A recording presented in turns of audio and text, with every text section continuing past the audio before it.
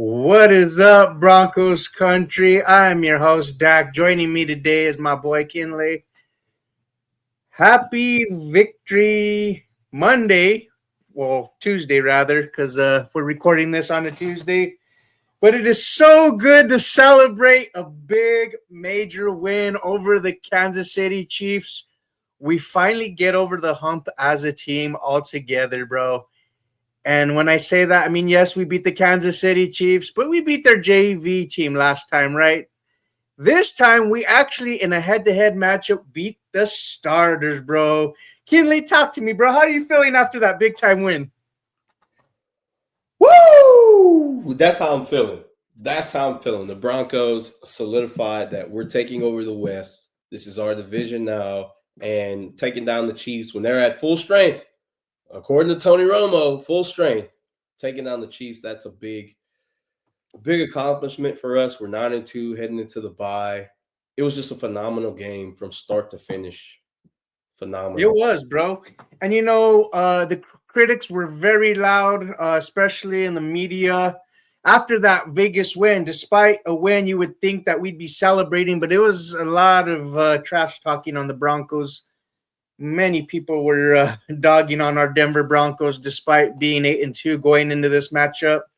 But you know what? Bo Nix and Sean Payton answered the bell. They're not afraid of the smoke, bro. In fact, they invited it. This Bo Sean era gets a big win. They answered the bell, like I said, but Bo Nix was phenomenal with his mechanics, bro. It looks like this extended period of time leading up to the matchup, it looks like he worked on some things, bro. Navigating in the pocket, his foot mechanics or what have you, and it led to a big time win, bro. So I got to tip my cap. Sean Payton doing his thing when it comes to play calling and actually calling a really good balanced game. We had 9 different receivers had a reception in this game, bro. So anytime I've said before, like when he spread the ball around, this offense is, I guess you could say, performing at a high level, right? So I don't know. Talk to me, bro, about that. What are you thinking? Yeah, it's almost like a second-year quarterback can get better. You know, there was a lot of even Denver media, let's be honest, like, just saying like, oh, we don't know if Bo Nix is the guy or not, but year two, he has that chance to get better. And it seemed like he saw or heard everything that was being talked about him because, like you said, he went out there on Sunday and he was patient in the pocket. He climbed the pocket. His feet were steady. He went through his progressions. He didn't turn the ball over, and he did what he needed to do to get his team to win. And that's a franchise quarterback right there. I believe he has 5 comeback wins. Like I love that fact that when it's the fourth quarter, our quarterback turns it up the most. And that's a franchise guy right I there. feel like he's the best quarterback in clutch time this season. Like, being honest, bro. Like, Yeah. I think, like, you can go back to the days of Peyton Manning and John Elway. Like, I know they're legends, right? And I'm not trying to compare Bo Nix to them, but what I'm talking about is they didn't learn how to win until their second season, bro. And Bo Nix is doing just that, leading this young team. And actually, collectively, they're learning how to win. They are 7-2 in one-score games this season, while last season, looking back and turning back the clock, they were 1-6, dude. That Yeah. is special, bro. And we asked the question, is this way of winning sustainable? Well, I think they've answered that as well for us, bro. This is the 8th straight game that they've won. So, of course, I feel like, yeah, this is a sustainable way of winning, bro. We proved that in Super Bowl 50, potentially now in this Super Bowl 60. We'll find out, right? So, Yeah, I mean, we definitely have the defense for it. I mean, would you say eventually our luck would run out? I mean, I have a feeling like, it's NFL football, but it seems like if we can get this style of play from Bo Nix consistently, man, watch out. Like watch that's out, all I bro. can say is watch out. Like you said, spreading the ball around. It was crazy that Bo Nix did this without a run game, pretty much. There wasn't 37 really much. passing attempts. Yeah, 37 passing attempts, and both showed that, okay, well, you can put the ball in my hands and I can go get us a dub. So for all the naysayers out there, the non-Bo leavers, kick rocks and eat crap. Because Bo just showed why he is our guy, he's the guy, and he can lead this team to, who knows, possibly a Super Bowl run. And what is your biggest takeaway through 11 games with this roster, bro? Like with this season, now we're through 11 games.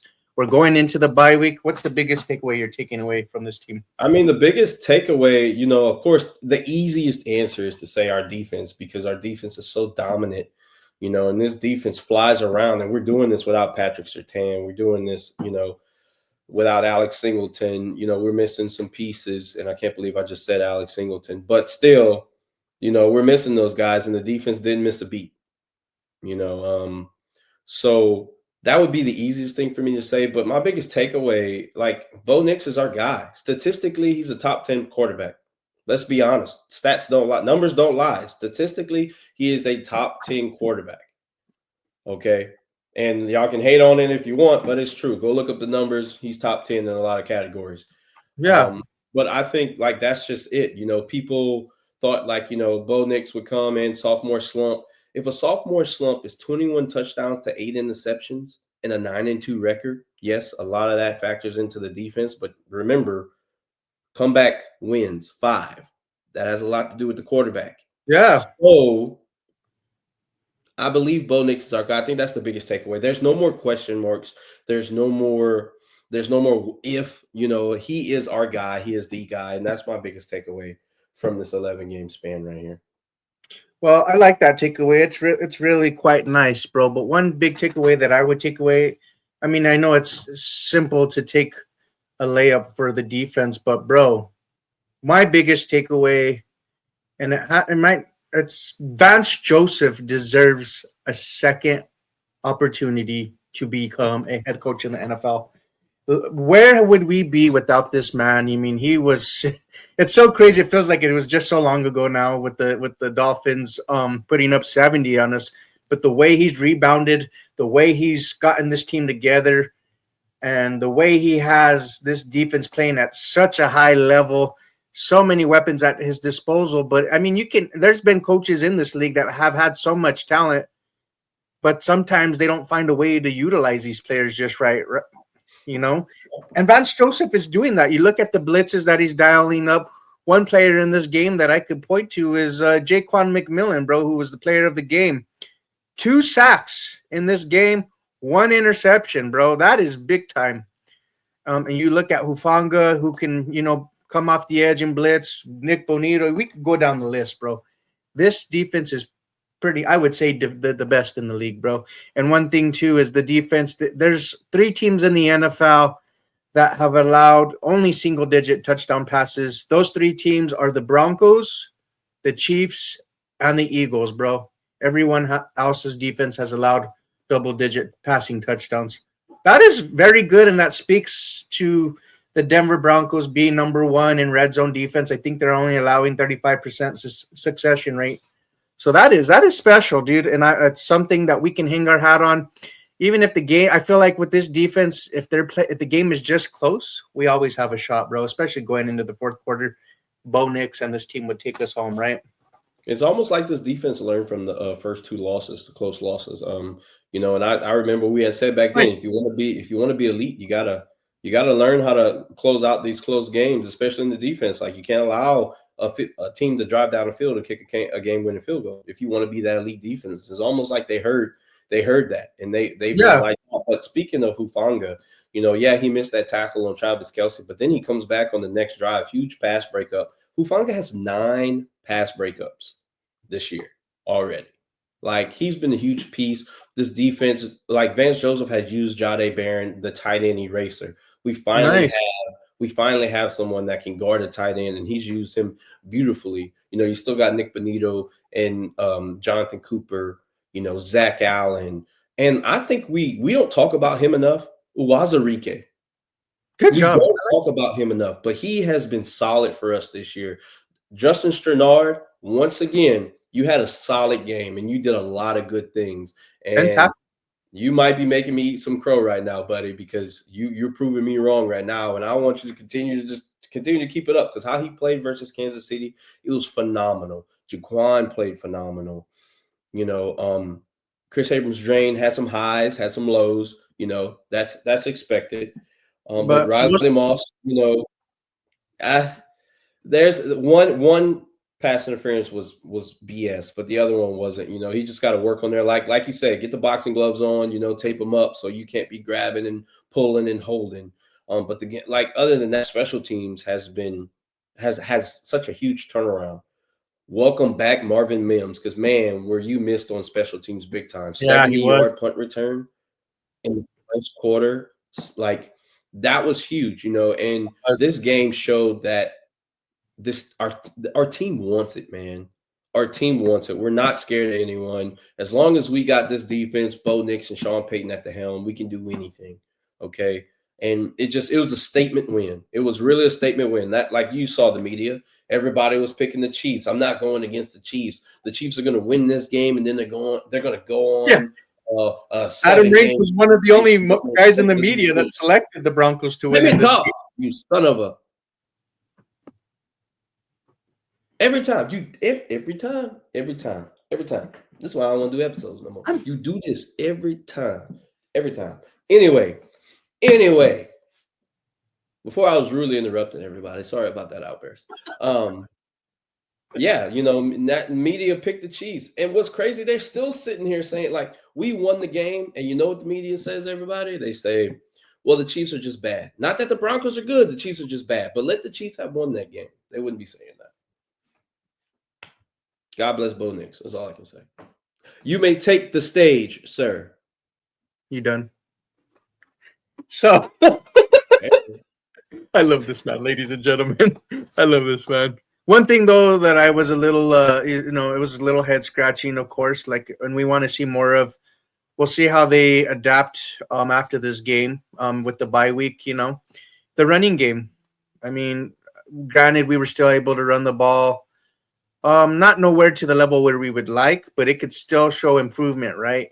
And I think I would like to see us maybe potentially add a body to this running back room, maybe a Zach Moss, was had some success in the NFL. We'll find out though.